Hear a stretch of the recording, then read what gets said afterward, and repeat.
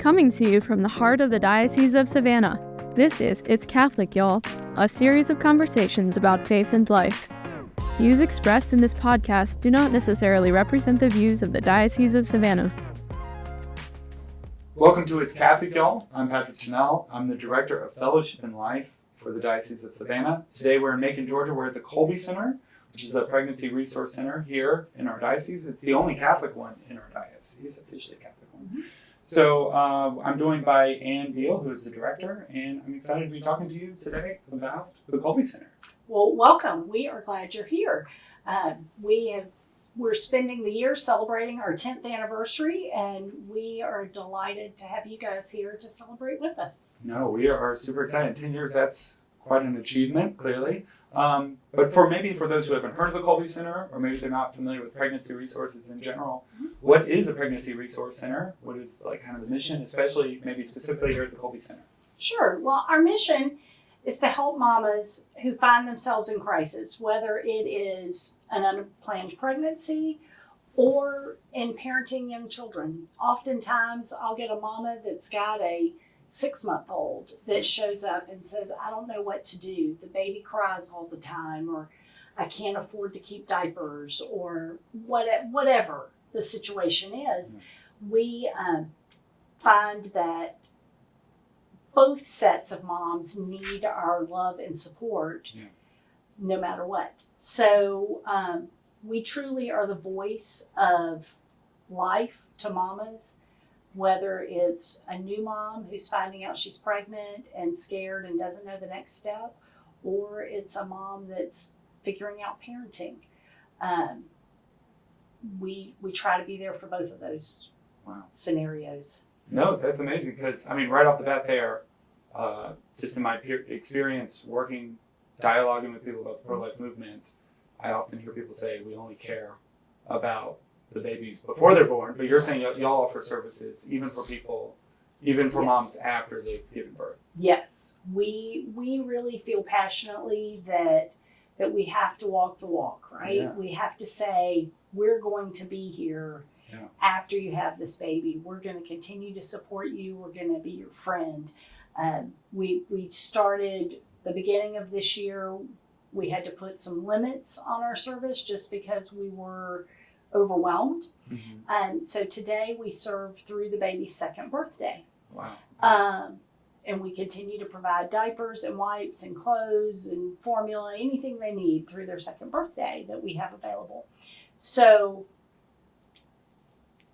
we have mamas that are aging out. Their baby turns 2 this month. So at the end of this month, they age out. And we had a mom come in this morning who said, it's my last time being here. And Suzanne and I almost cried. We were like, oh, we're going to miss you. And I had to give her hugs and, and love on the baby because they've been with us for 2 years and we love them and we want to see that baby grow up and we want to see them thrive and do well. So that's always our sort of mission to make sure that we're not just going, have your baby. We're saying, have your baby and let us help you. Yeah, journey with, that's like awesome because it shows an authentic, it seems like an authentic love of not just like, hey, we don't want you to do this one thing. Right. But we want to journey with you. Your pregnancy, 2 years and your baby, those are big years. As a parent, I know that those are big years. So what is the history of the Kolbe Center? How did y'all get started? Have you been here since the beginning? So in 2013, Dr. Richard Rowe and Sister Elizabeth Grimm began dreaming of a pro-life community center for Macon. They really wanted a place where people could come and engage in conversations about all life issues, all the things that the USCCB list as pro-life issues. We wanted to be the expert on that in the community. Primarily, obviously, abortion is the biggest issue that we see in our community, that we see really nationwide. And their dream was that we would walk the walk of the pro-life message. when looking for a name, Dr. Rowe Googled pro-life saint, and St. Maximilian Kolbe came up. Okay. As he learned more about St. Maximilian Kolbe and his time in Auschwitz and the whole story of his life, he said, that is the patron we need. Yeah. And knowing that the community would have a hard time figuring out what a Kolbe Center was, he said, that's okay, we're going to teach them. Yeah. We're going to tell them. In May of 2014, Dr. Rowe and Sister Elizabeth interviewed me, and I tried diligently to tell them that they were hiring the wrong person, or they were talking to the wrong person, because I didn't have any of the skills that they had listed that they were looking for. Yeah. And they kept saying, no, we think God's calling you to do this. We just really feel passionately about this. And I went home, and Jim and I prayed about it, and we felt God telling us that this was what we needed to do. So in June of 2014, we officially opened the Kolbe Center in a different location than we're in today. But it was a great first spot for us. It was donated space, and we learned a lot about what mamas needed and what the community wanted and what kind of programs they wanted and all sorts of things in that first couple of years, and even did an ultrasound for a youth group that you may remember. I do remember. I think my wife might have been the one. She was. Thomas, I believe that was when Thomas was a baby in utero. But we've really done all sorts of very cool things to bring a pro-life message to our community that we never dreamed. Like when I will never forget, I say all the time, Sister Elizabeth said to me, we want to do pro-life Macon style. And I went, what does that mean, sister? She goes, I don't know, but we're going to figure it out. Yeah. And 10 years later, we have an incredibly unique ministry. Nobody else is doing what we're doing. We provide pro-life speakers. We provide education in ways that really reach out to our community. Today we do, we're giving away more than 600 packs of diapers a month. Wow. We give away about 35 car seats a month. Wow. And our car seats, we do the little infant carrier car seat so that we know that every mom that comes to us when she's pregnant has a car seat to come home from the hospital. In the state of Georgia, that's a law that they have to have a car seat.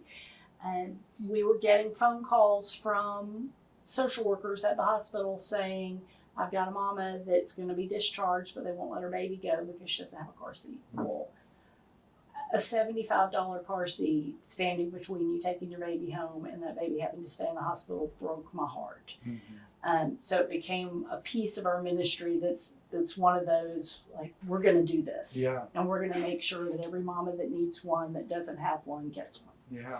And fortunately, the hospital has actually come alongside us with their foundation and given us some money to be able to keep that happening. But it was something that the board felt passionately enough about that we were funding locally before that. But it's cool that even the hospital has gotten on board with that they realize the hospital works with the Kolbe Center. They realize that we're making a difference and we're able to stand out. We do pregnancy tests, we do ultrasound verification of pregnancies. Being able to show mamas that window to the womb is such a cool thing and makes such a difference for those abortion-minded mamas that we see. Many of our moms are not, I say everybody's abortion vulnerable, but many of them are not abortion-minded. They don't come in here thinking, I want to get an abortion. They come in here thinking, I don't know what to do next. And so whoever has that conversation with them has such an opportunity to help mom make a decision that makes sense for her. We do, like I said, we do diapers and wipes. We do clothing. Most of those items get donated to us. All the clothing gets donated directly to us. A lot of formula, portable pack and play type cribs, walkers, toys, any of those kind of things. Those are all items that people go, my kid can't use this anymore. Here you go. Yeah. And we're able to then pass it on to our moms Wow. to make a difference. No, that's amazing. I mean, I remember, as we said, we were living in Macon before I took this job as the director of Fellowship in Life, and we did the ultrasound through y'all for the youth night. But even though I lived here in town, I think it just blows my mind since kind of taking on this job and working with you and some other pregnancy resource centers. I did not know y'all were giving away so many diapers. And so many things.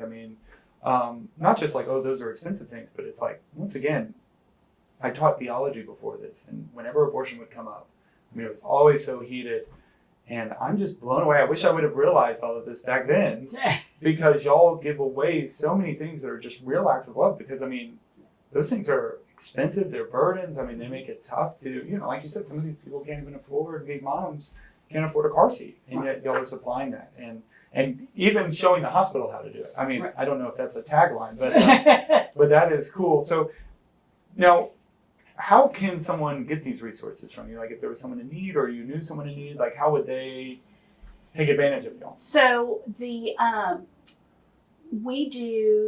anybody that shows up at our door that has a child under 2, we can help with all of the supplies, all of the things that we do. They fill out a form for us. One of the things I felt so passionately about as we got started was I wanted there to be as little red tape involved as possible. Wow. Many ministries, and I understand they have grants, they have things they have to, provide statistics for and all those things. The beauty of being an independent 501c3 is that my board is the only person I have to provide statistics for. Any grant we get, obviously we do grant reports and those kinds of things, but I'm not being asked to get social security numbers and all of the detail that many of our mamas feel so uncomfortable giving anybody. Yeah. Today we ask for their basic, what's your address, where are you living? That's as much to make sure that they're in a stable home environment as anything else. Do you need housing resources? Let us help you find those. Yeah. But we also do a lot of asking them, what other resources do you need? Yeah. So that when a mama comes to me, we've had several moms that have really struggled with like postpartum depression. Mm-hmm. Finding them a counselor, finding them somebody that can help them with that is a huge opportunity to really impact their life and their child's life. Because a mama that's struggling with depression can't be the mama that baby needs in that moment. Yeah. And so if we could help get through that, we've averted another crisis. Yeah. We've solved a problem. So they fill out a 1-page form for us. It gathers some basic information on the mom. And sometimes we even now have a few dads that come in that will come register with us when the baby's born. They'll say, well, I'm going to be the one picking stuff up. Can it just be in my name? Sure, you can do that. Yeah. As long as the only things we ask for are an ID from the person registering with us and then proof of birth for the baby. Okay. And that can be anything that has the baby's name and birth date on it. We're not, you don't have to bring me your birth certificate. I can see it on your phone. I can see something on your phone that will give me the information we need. And our moms have been really very unfazed by that change in our policy that we've started asking for those things. Everywhere they go, somebody wants the proof of birth for their child, whether it's the pediatrician or the school or wherever. So that doesn't seem to have deterred any of our clients in needing help. Yeah. And one of the populations we've seen a huge increase in is our Hispanic community. Really? fortunately, I have a couple of volunteers that are fairly bilingual and can Okay. communicate with our Hispanic friends. Okay. I am not that person. Okay. But you have those people. But I have those people, Okay. and I am thankful for those people Yeah. because truly we went from maybe 1% of our clientele not speaking English to, in the last 6 months, the last numbers we counted, we have about 15% of our Okay. clients Wow. who speak little or no English. Wow. Okay. We always encourage them. There are a couple of different ministries in town that will help them with English as a second language and those kind of things. We always encourage them to take advantage of those. But we want to be a resource even if they don't want to take advantage of that. That's So great. So y'all literally are a resource center in the sense that if someone doesn't know what to do, they can come here and y'all will help them. absolutely. Because I think, and I have one of my son is 6, my daughter is 4. So we've been in it for a little bit now. But it's funny as a parent because you're just constantly like, what do we do? Yeah. Where do we go for help? And so it's cool to think that there's a place for Yes. these people who don't know where to go, Right. and y'all can help them to do that. Absolutely. That's amazing. And they don't need appointments; they just walk in. Walk in the door. And the only thing we do appointments for ultrasounds Okay. because I have a nurse practitioner and a nurse and a ultrasound tech that they take turns volunteering and coming and doing ultrasounds for us. But I don't have somebody here every day. So Okay. we But so do- the ultrasounds are done by like a real, like a professional absolutely. technician. Yes. Wow. Okay. That's Yeah. amazing. Yeah, and they are well trained, and always they do classes, so they stay up to date on their certifications and all of those good things. So we truly make sure that they get the most professional service that we can provide, whether it's an ultrasound or providing them with counseling services or those kinds of things. We make sure that they're getting the best that we can provide for them. Does someone who wants to come take advantage of these resources need to be Catholic or Christian or? Not at all. As a matter of fact, we don't even ask about that. Okay. We serve. I serve because I am Catholic. Yeah. Some of my volunteers are Protestant. We all serve because we are Christian, and we love our community, and we want to be the hands and feet of Jesus to the people that we serve. Okay, that's beautiful. Now, kind of shifting gears, I guess, a little bit in these questions. I know there are critics of pregnancy resource centers. Maybe you can hear it sometimes in online dialogues or the news or media. So there are people who are critical of pregnancy resources. Have you kind of experienced any negativity towards the resource center? How have you responded? Has it kind of done anything positive? And how can maybe people help deal with that negative kind of feedback? Well, it's always ironic to me that pregnancy centers get they're misleading and dangerous and evil places when the clinics that our opponents are supporting are places where more than half the people that go into them never come out alive. It is such a tragedy to me. But back in 2018, the Macon pro-life community had truly gone to sleep because we had not had an abortion clinic in town for more than 30 years. And an abortion clinic out of Atlanta actually came to planning and zoning. Wow. Nobody knew it was happening, so nobody was there to say, "Oh no, you shouldn't do this. This is bad."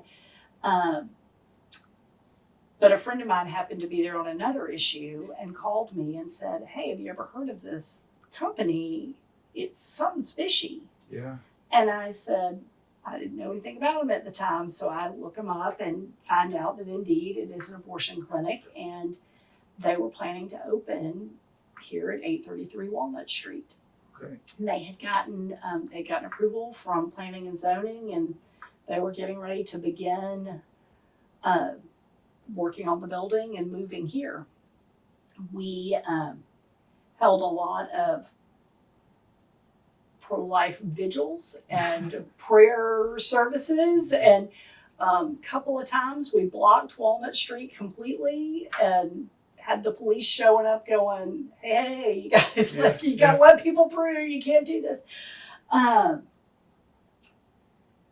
It was very public. It was a very, and we were, as a friend of mine says, we were the point of the spear. We were the people standing up and saying, this is not right. We don't want an abortion clinic in our community. And 5 of our surrounding businesses actually came together and sued planning and zoning, claiming that they had not given us enough notice about what was coming here. It was a great community effort. But one of the things that happened was I was on the news and in the newspaper pretty much daily for about 6 weeks. And then after that, it was maybe once or twice a week going on. My father-in-law used to say, do we have to be in the news all the time? But what I learned from that was people online are cruel, and as you and I have talked about, they, when you're anonymous, you can say anything. They said horrible things about me. They said horrible things about the center. They did all these things. But in the end, what I really learned was when God is calling us to do something, and He had been preparing the Kolbe Center for this from 2013. From when Sister Elizabeth and Dr. Rose started dreaming about it, He had been getting us ready. We had the opportunity to stand up to the culture of death and say, we're not going to just stand by. We're not just going to let this happen.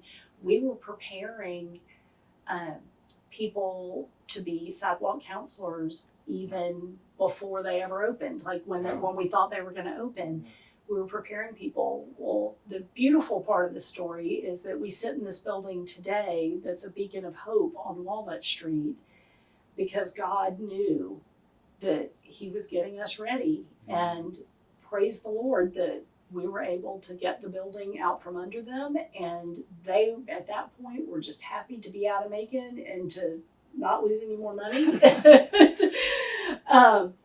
But the thing I tell people all the time is you have to stand up and you have to say, I don't believe in what you're doing, or I think what you're doing is wrong, or whatever it is you have to say, that God is calling us. I use the example of Ezekiel and the dry bones story a lot because God called him to prophesy to those dry bones.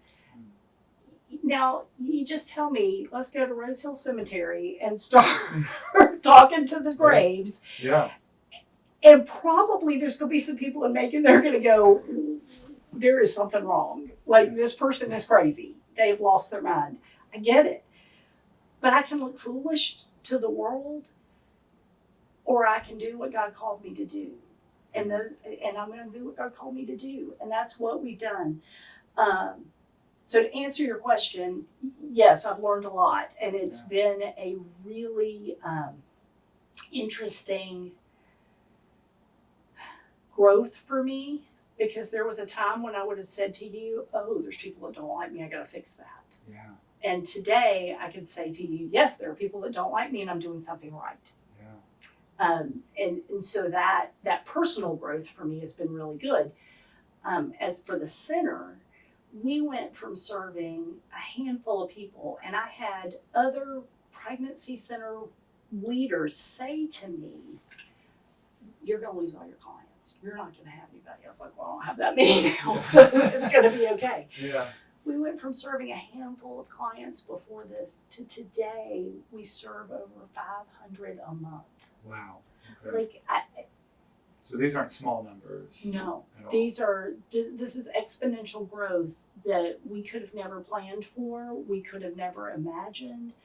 And as a matter of fact, quite frequently when we have board conversations, we go like, all that advertising we did in the early days, we wish he had that money back, because none of those people, that did not draw people in. But once we moved here, once people heard in their community Yeah. in their neighborhood, what we were doing, they have come in droves. Wow. Okay. I laugh because Facebook is my best friend and my worst enemy all rolled into one, because we'll have a day where we have 20 new mamas in 2 hours. Yeah.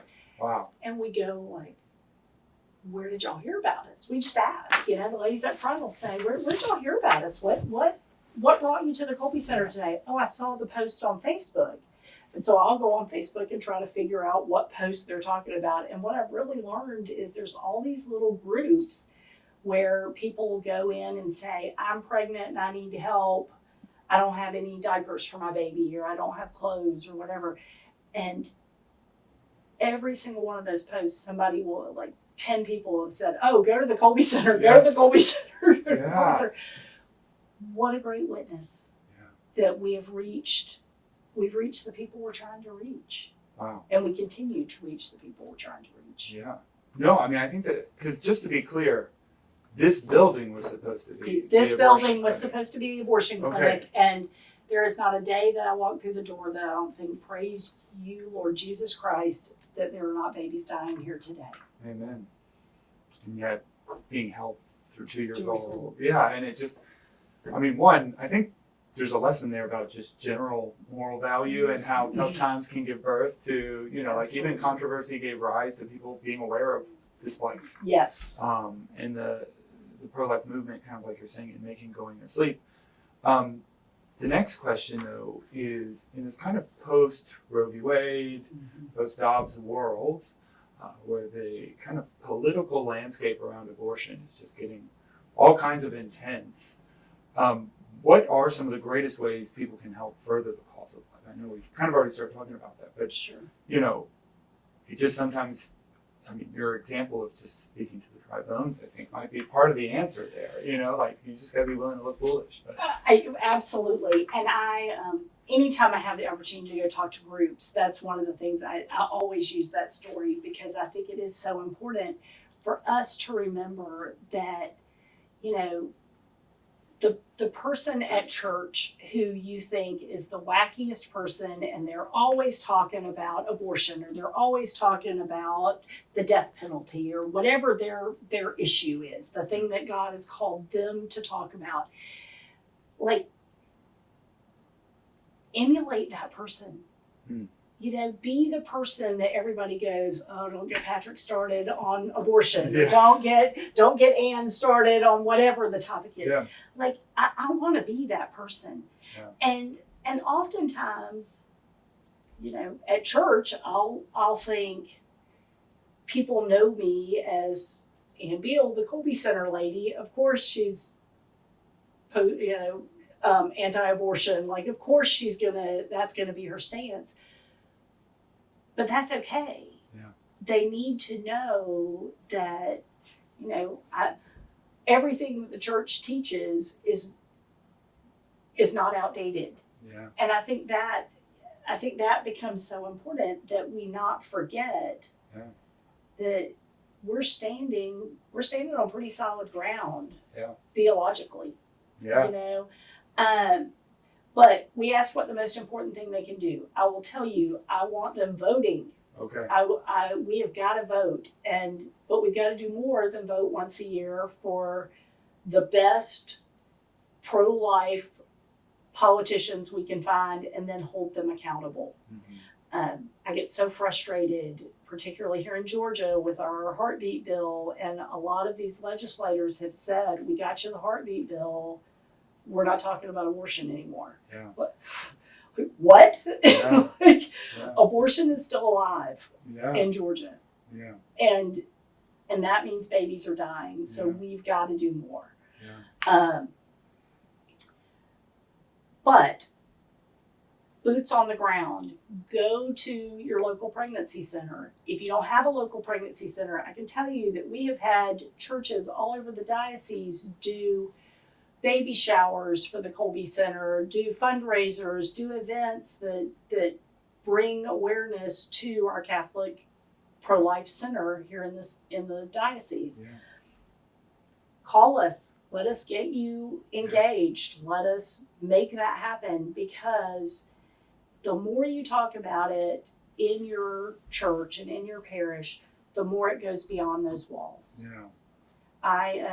My son was telling me that in his theology class, they touched on abortion recently, and they're going to get deeper into it. They touched on it, and a kid that he barely knows, clearly doesn't know him, said, well, my mom told me about this place in town where they like discourage women from having abortions, and they do all this stuff to support moms. And Josh goes, yeah, my mom runs that.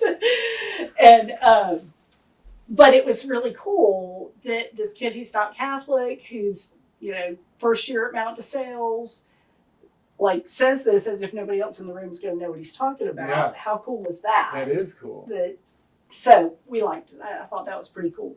But I think that getting more people engaged and involved, whether it's at the Kolbe Center or your local pregnancy center, is so important. Yeah.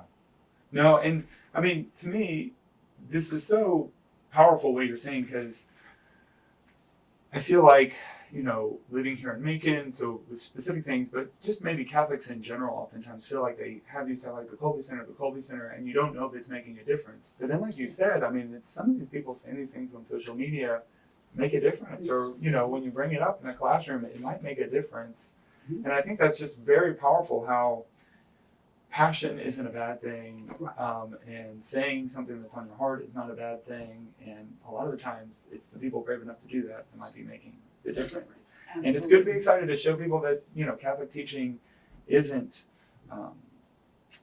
ridiculous, right? But it's got a deep foundation, like you said, and you stand on a firm one. So what does a future without abortion look like? And what role do pregnancy resource centers play in this, as well as the Catholic Church? Well, we have to get to that future. Yeah. You know, one of the things that I've been incredibly distressed by is learning that even with abortion clinics closing, we're still seeing more abortions. They're unrecorded because they are chemical abortions. Yeah. I think that as a church and a community, one, we have to go to war with the drug companies to stop that piece. Yeah. There's got to be a better answer. Yeah. But we need to provide natural family planning. We need to be teaching teens theology of the body. We need to do all of that education. Yeah. But one of the things that I think we also need to look at and understand is that the precious mamas that I'm serving every day are coming from a culture and an environment that we don't even want to think about. Yeah. They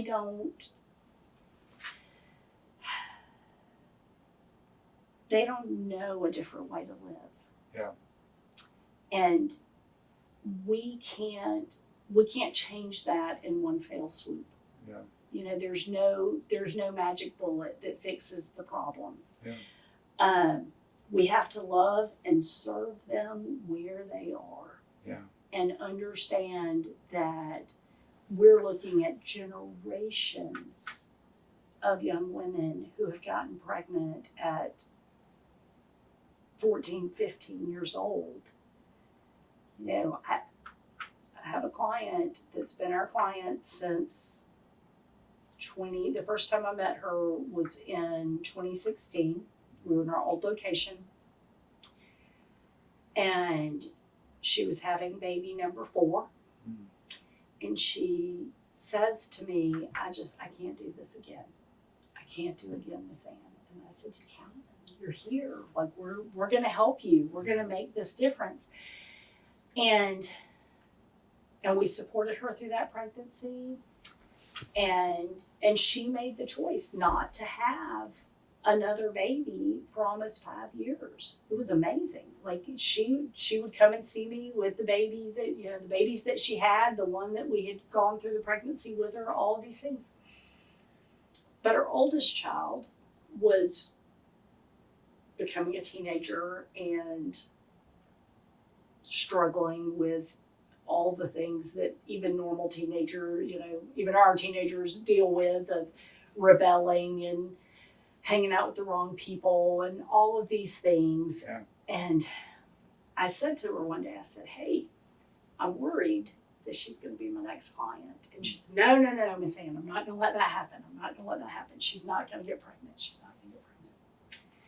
And last year, 2 years ago, so she was 17, which she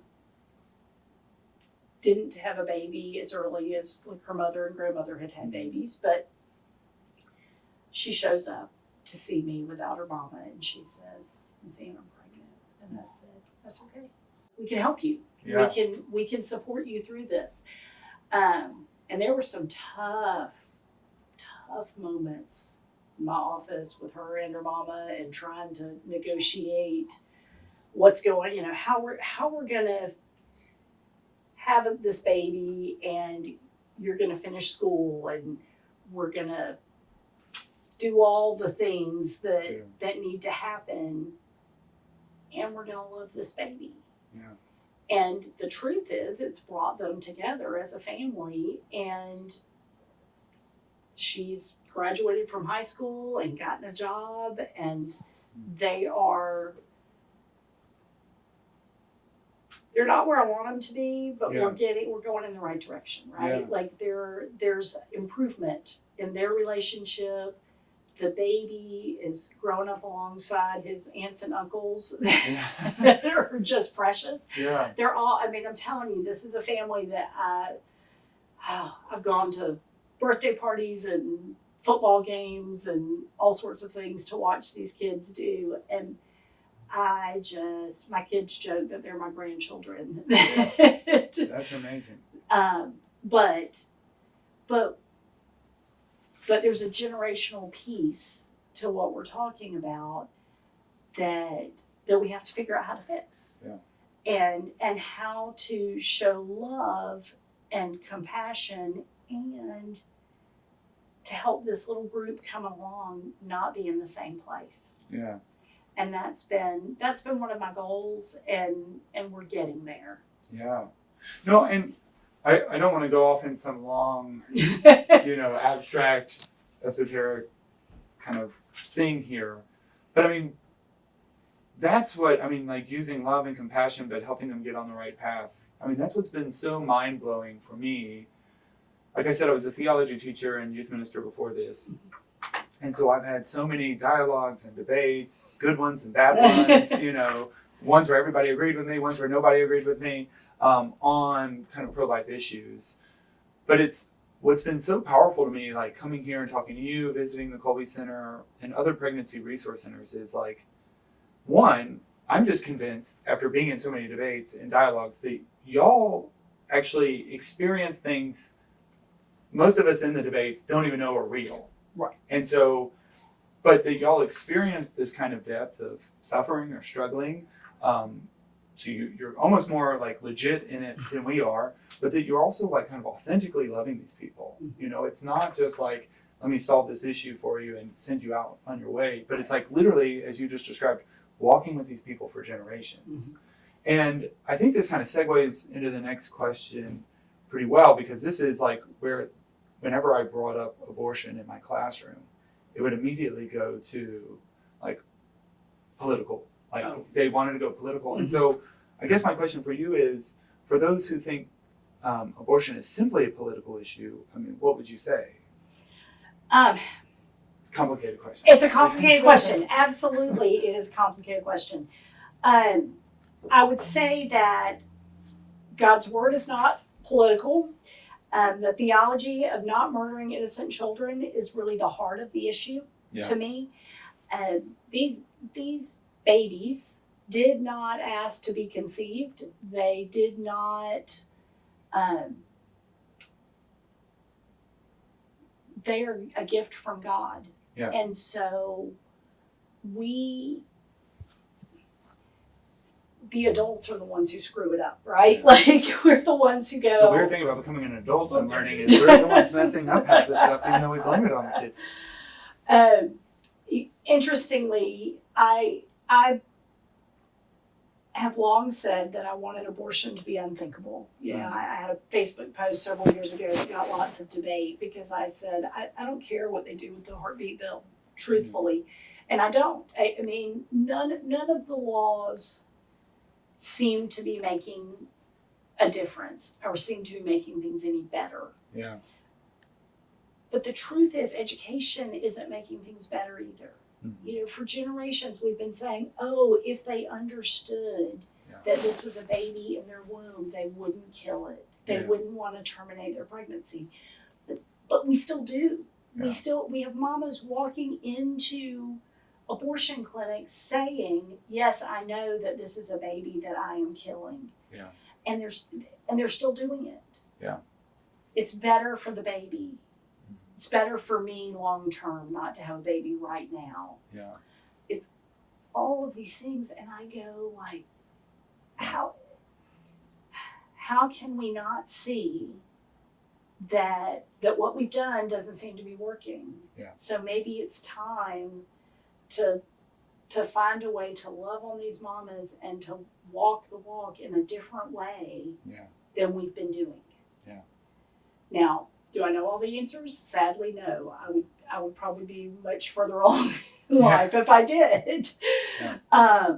But I do know that we have to share God's love with our sisters and brothers that are hurting and help them find a way forward that doesn't involve killing their baby. Yeah. One of my proudest moments at the Kolbe Center, and there have been lots of them where I've thought, oh, I did a good thing, like this is great. But we had a mom that came in that was days away from having her baby. And she said to me, she said, Miss Ann, I can't do this. I cannot parent again. And I said, you know, we talked about adoption. Is that, do you want to talk more about that? And she said, I think so. And I got her friends from a local adoption agency here, and she began the process with them. 24 hours later, she went into labor, and she called them, and she said, I'm at the hospital, I'm having my baby. They went and were with her and made an adoption plan, and 10 days later, placed that baby for adoption. What an incredible opportunity to make a difference in a child's life. Certainly. And I am incredibly grateful that we got to be even a little part of that here at the Kolbe Center.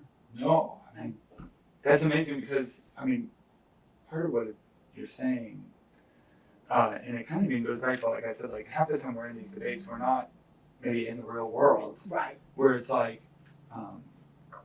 evil is real, you know, suffering is real, you know, and sometimes people are overwhelmed and they're going to make a bad choice, or sometimes people, you know, are just making a bad choice. But also, like, the power of authentic, like, engagement and love on the personal level can have an effect. So that's super, super beautiful. So. Yes. Now, okay, kind of, you know, tangential to this maybe, for people who think, like, a lot of times when you're talking about this, people say, well, we can only be pro-life if we're also you know, fill in with political social issue. Yes. You know, 1 through 100.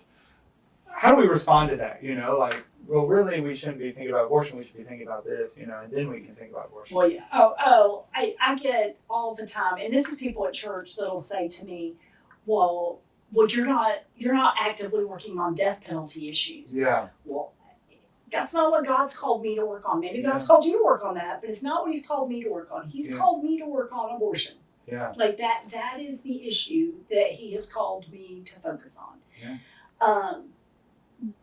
But I'm okay with you focusing on the death penalty. Yeah. I would say that. But I would also say that the only real response to those kinds of comments is that we stay the course. Yeah. You know, the trendy thing today is stay in your lane. Like I stay in my lane and I do what God's called me to do, and I let you do what God's called you to do. Yeah. And we can love each other and we can appreciate the work that each other are doing. But they have to see me doing the work. Yeah. Right? Like it's, you know, I get it. Like if you're not seeing me loving these mamas and taking care of them and supporting them and out in the community saying, come help me do this, then maybe you don't know that that's what's happening, right? But we've got to love and serve God's children, and we have to, you know, I think I've said it several times, y'all can edit out if you want to, but we have to walk the walk. We have to show the world that being pro-life isn't just being pro-birth. I don't just want those babies born. I want those babies to grow and thrive and be loved and supported, and to break the generational bonds of poverty and addiction and all of the other things. We want to see them grow into the people that God created them to be. No, I mean, and y'all, I think we'll just edit it where it says it over and over again. I think that's genius. I mean, from the beginning, I've been so struck by the Kolbe Center, but this has only grown as I've engaged with you more and more. But what was it, 600 packs of diapers a month? Is that what it was? No, it's today it's just over 300 a week. 300 a week. Okay, I mean that's a lot of diapers. It is a lot of diapers. You know? I mean that's amazing, and I mean the idea that the ultrasounds, the diapers, the car seats, but even like you said, I mean things like postpartum depression. I'm by no means an expert in that. But what I would say is like even that is something that's not talked about in all realms, and people can feel kind of. So the fact that y'all are really a resource, for things that so many of us are afraid to talk about, y'all are walking the walk. I think it's inspirational, and not to get on another soapbox here, but something you keep saying that's really moving to me is it's okay for us all to kind of have our lane. I mean, maybe I really do know a lot about, theology or something, and maybe you are really, active in the abortion kind of, activism, and someone else is really concerned about the death penalty. Like, it's possible for us to have our passions and our things, and if we go full force on those, there's not a contradiction between doing that and keeping a hierarchy, I guess, is it? I don't have to think, because I really like St. Thomas Aquinas, Maximilian Kolbe is not important. It's like we can like both of these guys. Yes. And just, it's okay. And reality is so big that if we all just focused on one thing only, there'd be a lot not getting done. But also, I think that's powerful. And I mean, it's been true in my life that people might think you're not doing something, but we should sometimes be, question our own knowledge, because I didn't know you were giving away that many diapers, and I live 5 minutes down the street. So I think that's super important. So kind of, I know we've touched on education and how it's not maybe the sole kind of resource, or solution to solving everything, but what is the best way to teach people of all ages about the importance and sacredness of human life? Especially when kind of maybe the opposite information is abundant.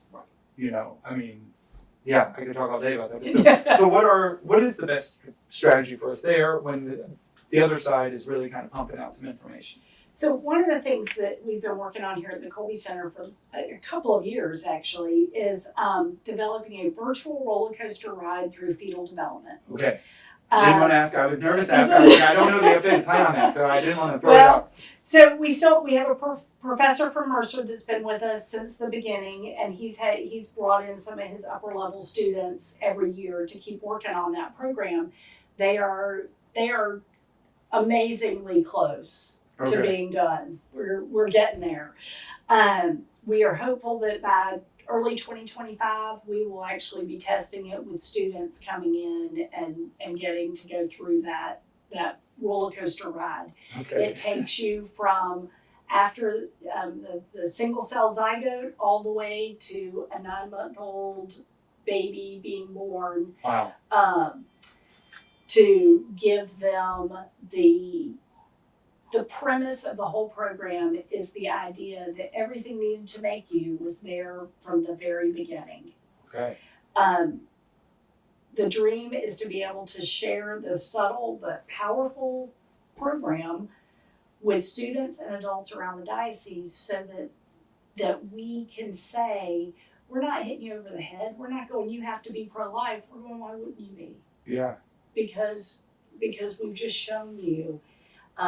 Obviously, Dr. Rowe feels very passionately about it being accurate, Yeah. about, we get accused a lot of times of, in the pro-life world in general, we get accused of you're over dramatizing, or when we talk about pain capable, babies, they go, oh, no, they're, until they're born, they're not capable of pain.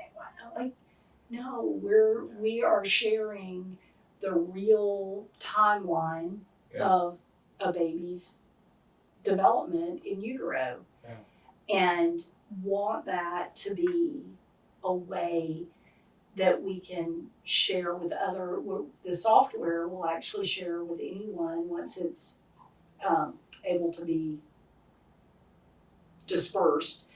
We'll share it with anyone for free. Wow. So that they just have to provide the goggles and the computer to run it. Yeah. But we want to do it here. We want to put it in a van and be able to bring it to parishes. It's an important piece of who we've dreamed of being since the beginning. Wow. Is being able to provide that education. When the diocese has their picnic on the lawn, we want to have our van out there with people in there watching the fetal development. Yeah, and so it's not just a video, it's a virtual experience. It's a virtual experience. You feel like you are in a roller coaster, like riding along through. So again, an emotional roller coaster. You get shrunk down at the very beginning, so it's just so cool. Okay, wow. Well, kind of like moving towards the end of this, Maximilian Kolbe, St. Maximilian Kolbe is the patron saint of y'all's ministry. Do you have any favorite Maximilian Kolbe quotes that might be a good way of concluding the... Absolutely. He has famously said, a single act of love makes the soul return to life. And I believe that every act of love that walks out of this building, every time we provide a pack of diapers, or we give a new baby kit and a car seat, or any of those things to a mama, that is love that brings her soul to life. And we are able to continue to do that because of the support of individuals. The vast majority of our budget comes from people who decide to make a monthly donation to the Kolbe Center. Wow. Okay.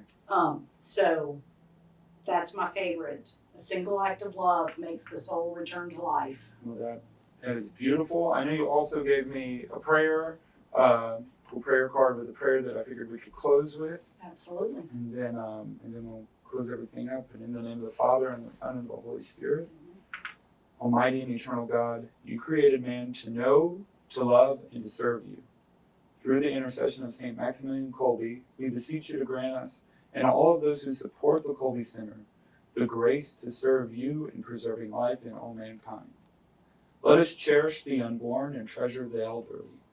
Through your mercy, let us foster hope and love in those faced with an unexpected pregnancy, those who struggle with infertility, and those who are nearing the end of their earthly journey. Bless us all with the knowledge of your mercy and love.